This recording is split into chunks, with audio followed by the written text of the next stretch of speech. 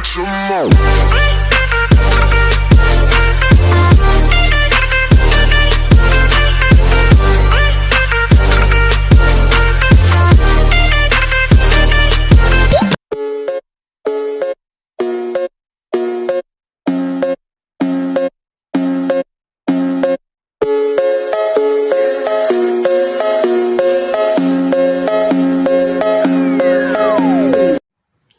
Assalamualaikum warahmatullahi wabarakatuh. Salam sejahtera bagi kita semua. Shalom, Om Swastiastu, Namo Buddhaya, salam kebajikan.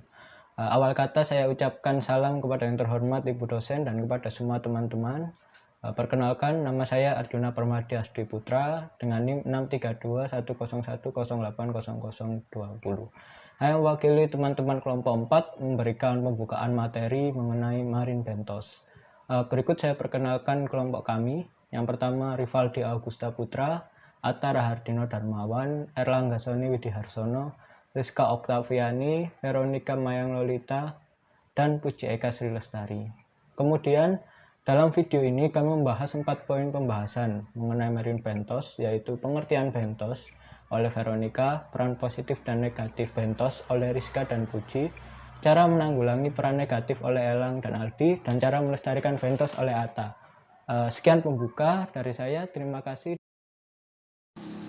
Yang pertama yaitu pengertian bentos. Bentos adalah organisme yang mendiami dasar perairan dan tinggal di dalam atau melekat pada sedimen dasar perairan. Berdasarkan kebiasaan hidupnya, bentos dibagi menjadi dua, yaitu infauna dan epifauna. Infauna yaitu bentos yang hidupnya di dalam sedimen atau menggali lubang di dasar perairan, misalnya krustase dan larva serangga. Epifauna yaitu bentos yang hidupnya di permukaan dasar perairan atau menempel pada daun-daun lamun, misalnya bivalvia, gastropod, dan polychaeta. Organisme ini terdiri atas kelompok hewan dan tumbuhan. Berdasarkan ukuran hewannya atau zoobentos dibagi atas 3 golongan, yaitu makrofauna atau makrobentos yang merupakan 156 kelompok hewan bentos berukuran lebih dari 1 mm.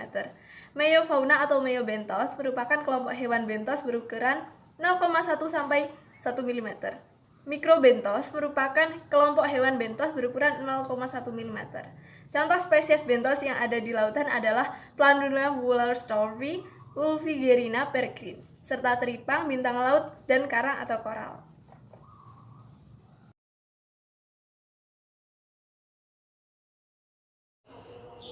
Bentos memiliki peranan positif dan negatif dalam perairan. Peranan positif bentos dalam perairan yaitu fase larva makrozoobentos menjadi sumber makanan bagi sebagian besar organisme. Yang kedua, makrozoobentos juga meningkatkan kadar oksigen di dalam sedimen atau substrat. Yang ketiga, makrozoobentos digunakan sebagai indikator biologis suatu perairan. Yang keempat, makrozoobentos berfungsi sebagai penyeimbang nutrisi dalam lingkungan perairan. Yang kelima, makrozoobentos dapat menguraikan material organik. Dan yang keenam, makrozoobentos memiliki nilai ekonomis bagi masyarakat. Juga makrozoobentos dapat dikonsumsi. Selanjutnya, peranan negatif dari marine bentos. Yang pertama, bahaya biologis. Salah satu makrozoobentos yang ada di laut yaitu bulu babi. Bulu babi dapat menyebabkan bahaya biologis baik bagi fauna laut maupun bagi manusia. Duri-duri yang dimiliki oleh bulu babi mengandung racun yang apabila mengenai tubuh manusia dapat menyebabkan bengkak dan rasa sakit. Kemudian yang kedua adalah bahaya bagi manusia.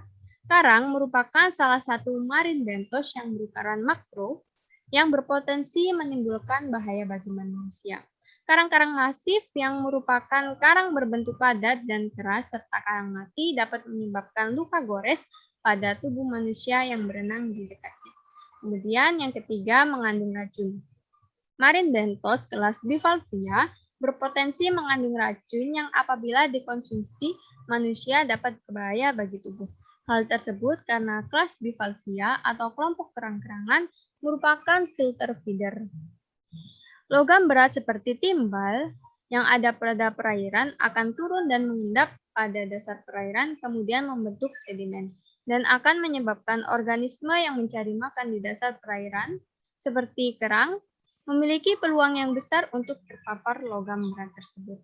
Kemudian yang keempat, dapat menyebabkan ketidakseimbangan ekosistem.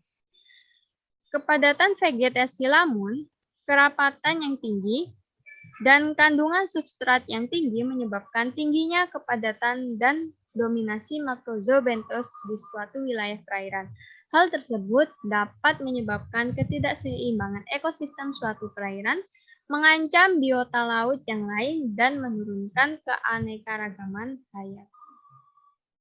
Yang ketiga adalah cara menanggulangi peran negatif.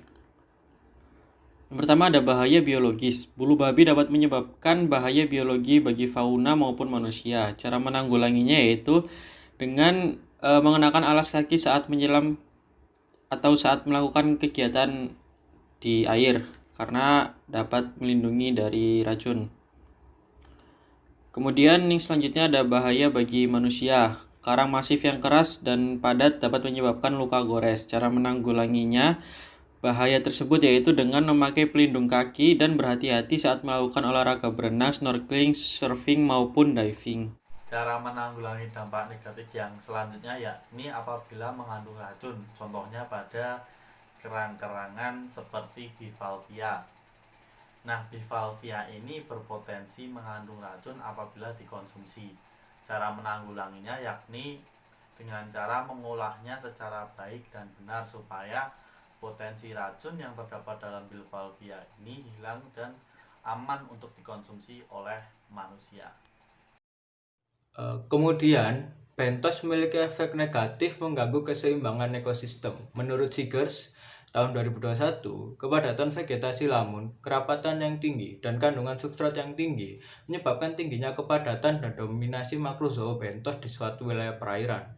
Hal tersebut dapat menyebabkan ketidakseimbangan ekosistem suatu perairan, mengancam biota laut yang lain, dan menurunkan keanekaragaman hayati. Cara menanggulanginya adalah dengan melakukan pengendalian populasi melalui penangkapan yang wajar. Ya, untuk yang terakhir ada cara melestarikan bentos. Terdapat berbagai jenis bentos, salah satunya adalah kerang C. Sumatera yang populasinya semakin berkurang akibat penangkapan yang berlebihan. Hal tersebut dapat dicegah melalui upaya pelestarian bentos dengan cara konservasi, baik konservasi ex situ maupun konservasi in situ. Upaya pelestarian bentos juga dapat dilakukan dengan cara menjaga ekosistem, seperti pengurangan penggunaan ukat harimau yang menghancurkan habitat, lalu dengan menerapkan area pelindungan laut atau marine protected area, lalu bisa juga dengan menjaga kondisi habitat bentos dan menjaga ekosistem lamun sebagai tempat habitat bentos. Dari pembahasan yang telah disampaikan, dapat disimpulkan bahwa marine bentos merupakan organisme yang tinggal di dasar perairan dan tinggal dalam atau melekat pada substrat di kawasan laut. Bentos memiliki peran positif bagi manusia dan lingkungan sehingga perlu untuk dioptimalkan, sedangkan peran negatif dari bentos harus ditanggulangi. Bentos penting bagi lingkungan sehingga dilakukan pelestarian dengan cara konservasi in situ maupun ex situ. Sekian dari kelompok 4, mohon maaf atas kekurangan dalam video ini. Terima kasih atas perhatiannya.